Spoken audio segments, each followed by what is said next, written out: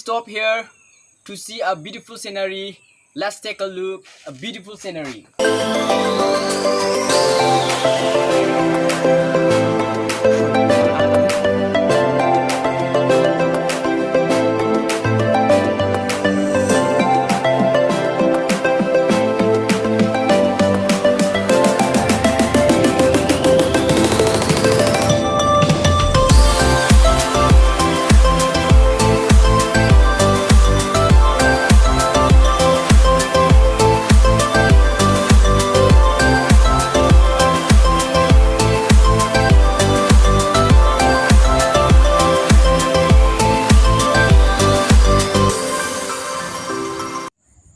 So friends, today we are in Sakaladuma.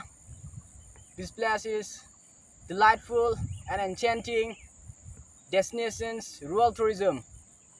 So this place is one of the best tourist spot for picnic, rest and relaxation, and it's famous for to see the beautiful mountains, which is covered by full of forest, and also for one traditional house, which is called Nokachek, has here in this tourist spot. Those who love to see nature can come and explore this beautiful place. So friends, if you will come winter season in the month of November, December, you will find here lots of oranges.